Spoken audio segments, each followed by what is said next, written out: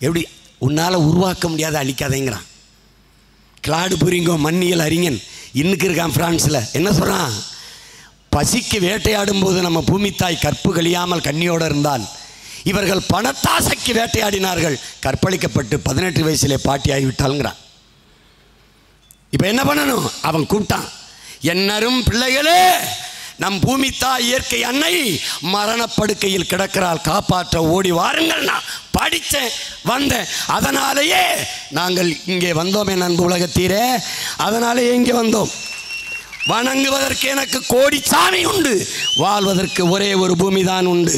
சாமியை காப்பாற்ற அரசியல் செய்ய பல கட்சிகள் உண்டு, ஆனால் வாழ்கிற பூமியை காப்பாற்ற இந்திய துணைக்கண்டத்திலேயே நாம் தமிழர் கட்சி என்ற ஒரு கட்சி தான் உண்டு. பூமி என்பது வெறும் மண் குவியல் அல்ல, மண் திரட்டல்ல. அது என்னை பெற்ற தாய், என்னை பெற்ற தாயையும் பெற்ற தாய் என்கிற புரிதல் இருப்பதாலேயே நான் இங்கு வந்தோம், நாங்கள் இங்கு வந்தோம். என் தாய்க்கு ஒரு நோய் இருந்தால் எனக்கு வரும், என் தாய்க்கு மாலையில் கண் தெரியாது என்றால் எனக்கு வரும், என் தாய்க்கு காச நோய் டிபி இருந்தால் எனக்கு வரும், என் தாய்க்கு ஒரு பக்க தலைவலி இருந்தால் எனக்கு வரும், என் தாய்க்கு இதய நோய் இருந்தால் எனக்கு வரும். தாய்க்கு என்ன நோயோ அது தாய்ப்பாலின் மூலமாக சேய்க்கு கடத்தப்படும். உலக உயிர்களை பிரசவித்த தாய் பூமி தாய்க்கு நோய் வந்தால் உலக உயிர்கள் எல்லாவற்றுக்கும் நோய் வரும். என்னரும் தமிழ் சொந்தங்களே, என் தம்பி தங்கைகளே, உங்கள் கண்கொண்டு பார்க்கிற எல்லாவற்றையும் தந்தவள் யார் என்ற என் கேள்விக்கு நீங்கள் பதில் சொல்லி பாருங்கள். இந்த ஒளி வாங்கி, இந்த கருவி, ஒளிப்பதிவு கருவி, இந்த கட்டடம், இந்த கார், விண்கள் மேலே பறக்கிற விண்கலம், விமானம், கப்பல், தங்கம், வைரம், மரகதம், மாணிக்கம், எல்லாவற்றையும் இந்த பூமியிலே பெட்ரோல், டீசல் எல்லாத்தையும் தந்தது யார்? தந்தது யார்? இந்த உலகத்தில் பார்க்கிற நீ எல்லாவற்றையும் தந்தவள் பூமி தாய். அவளுக்கு நீ நோயை தவிர வேறு என்ன தந்திருக்கிறாய் என்பதை நீ ஆழ்ந்து சிந்திச்சுப்பார்.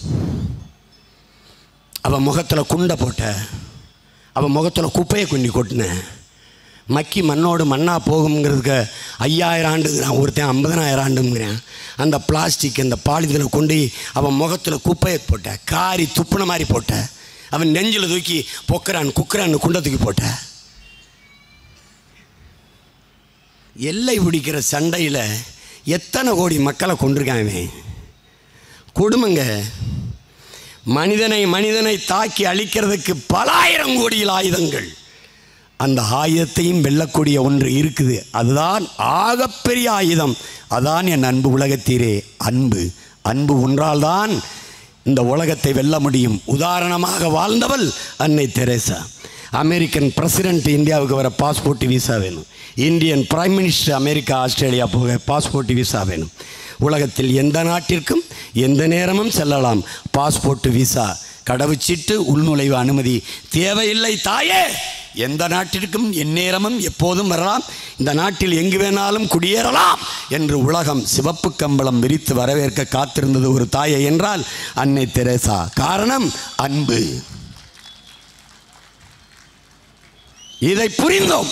அன்பால் இந்த பூமியை இட்டு நிரப்ப உங்கள் பிள்ளைகள் வந்தோம். அதற்காகவே வந்தோம், அதற்காகவே வந்தோம். தமிழ் பேரினத்தின் பிள்ளைகள், எங்கள் மொழி சிதைந்து, கலை இலக்கிய பண்பாடு சிதைந்து, வரலாறு மறைக்கப்பட்டு, திராவிடம் திராவிடம் திராவிடம், இந்தியம் இந்தியம். ஒரே ஒரு சான்று, கீழடி ஆய்வு, 2500 ஆண்டுகள் தொன்மையானது அந்த ஆய்வு. 2600 ஆண்டுக்கு முன்னாடி இந்தியா ஏது?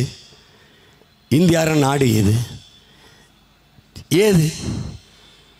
1800 ஆண்டு தான் ஆகுது கன்னட மொழி தோன்றி, 1600 ஆண்டு தான் ஆகுது தெலுங்கு மொழி தோன்றி, வெறும் 500 ஆண்டு 550 ஆண்டு தான் ஆகுது மலையாளம்ங்கிற மொழி தோன்றி. இதன் தாய் தமிழ்.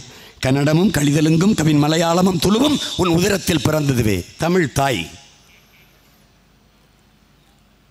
2800 ஆண்டுக்கு முன்னாடி இருந்த நாகரிகத்தை, அதன் தொன்மத்தை இங்கே பாருங்கள். அன்னைக்கே இந்த மண் களத்தில் இரும்பை உருக்குகிற தொழிற்சாலை வச்சுருந்துருக்கான். கிழடியில் இருக்குது, 2 ஏக்கரில். 100 ஏக்கரில் 2னா என்னென்ன வியத்தக்க ஒரு அடையாளங்கள் வருமா அது தெரியல. ஆனால் இந்த நாகரிகம் பண்பாட்டை தமிழர் நாகரிகம், தமிழர் பண்பாடு என்று சொல்ல இவனுக்கு மனசு வரல. ஒரு கூட்டம் வருது இந்திய நாகரிகம், ஒரு கூட்டம் போது திராவிட நாகரிகம்.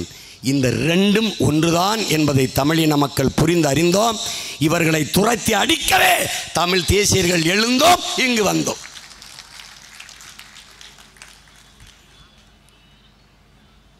ரொம்பலாம் போட்டு குழப்பிக்கிற கூடாது. இவ்வளவுதான் நம்ம அரசியல், இவ்வளவுதான் அரசியல். ரொம்ப எளிமையாக பசிங்கிற வார்த்தை இருக்கக்கூடாது. என்ன பண்ணுவ? பசி வந்தால் 10 பறந்துருங்கிற அவை பெருமாட்டி. மானம், குடிப்பிறப்பு, தானம், தவம், கல்வி எல்லாம் போயிரும்ன்ற. 10 போயிட்டா நீ மிருகமாயிருவ, நீ மனுஷனாகவே இருக்க மாட்டேன், மனித குணமே இல்லை. இப்போ என்ன பண்ணலாம்? பசி என்று சொல் இருக்கக்கூடாது. ஒரு வழிதாண்டா இருக்கு.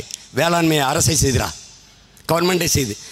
காசுனால் கவர்மெண்ட் காசு நோய், அரைக்காசுனால அரசாங்க காசு, இது ஒரு நோய். இப்போ இந்த அரைக்காசும் காசும் கவர்மெண்ட்டுக்காரர் கொடுக்குறா, நம்ம ஆத்தாப்ப தான். ஆனால் அவனுக்கு அந்த புரிதல் இல்லை. உனக்கு கவர்மெண்ட் வேலை தானேப்பா வேணும், உனக்கு அரசாங்க வேலை தானே வேணும், நான் தர்றேன். என்ன எப்படி தருவேன்? வேளாண்மை செய்வது அரசு பணி. வா, 5000 ஏக்கர் தக்காளி விளை வைப்போம், 2000 ஏக்கர் கரும்பு போடுவோம், 2000 ஏக்கர் வாழை போடுவோம். வாழையிலேருந்து என்ன செய்வேன்? வாழைப்பழத்தை விடு. வாழை மட்டையிலிருந்து வேட்டி சேலை செய்யலாம், வாழை மட்டையிலிருந்து பை செய்யலான்னு நான் செய்யணும்னு சொல்லியிருக்கேன். சிவகாசி விருதுன்னு இருக்குவா, செய்கிறவன் காட்டுறேன். வீட்டில் வச்சு செய்கிறான், நான் மொத்தமாக நாட்டில் வச்சு செய்கிறேங்கிறேன். இவ்வளவுதான். ஒரு மீன் குழம்பு வைக்கிற சட்டி அமெரிக்காவில் 13,000 ரூபாய். நீ குயவரத பானை செய்கிறது வேளாளர் தான் செய்யணும்னு நினச்சிருக்கியா? அவற்றை கற்றுக்க, அவரை ப்ரொஃபஸராக வச்சு கற்றுக்க, நுட்பத்தை படி. வா, நான் இண்டஸ்ட்ரி போடுறேன், நம்ம செய்வோம், மண்பானை செய்வோம், ஏற்றுமதி செய்வோம். உலகம் இயற்கைக்கு திரும்புது, இயற்கை உணவுக்கு திரும்புது. உற்பத்தி ஈடு கொடுக்க முடியல. நாட்டுக்கோழி சாப்பிடணும் எல்லாரும் நினைக்கிறான், நாட்டுக்கோழியை வளர்த்துக்கு ஈடு கட்ட முடியல. அப்போ என்ன பண்ணுறான்? அதுக்கு டூப்பா பண்ணைக்கோழியை கொண்டாடுறான். உனக்கு தெரியும்.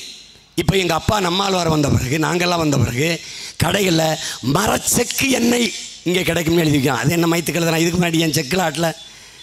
அப்போ பழமைக்கு திரும்புகிறான், எல்லாம் தூய்மைக்கு திரும்புகிறான், கலப்படம் இல்லாத உணவுக்கு திரும்புகிறான்.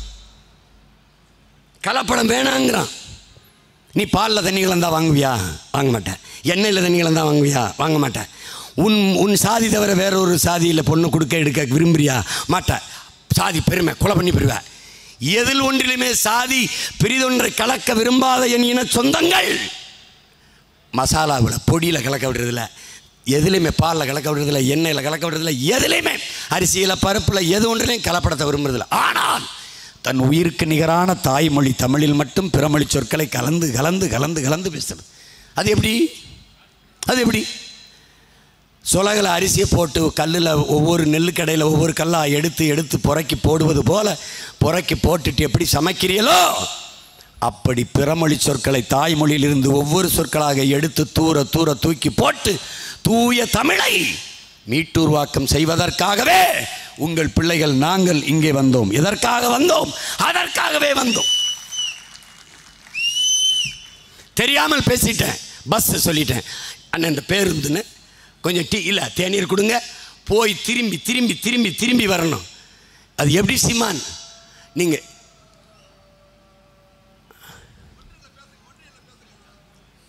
அப்போ அது எதுக்கு திருப்பி திருப்பி வர வேண்டியது இருக்குன்னா பழகிருச்சு, நாக்கு பழகிருச்சு.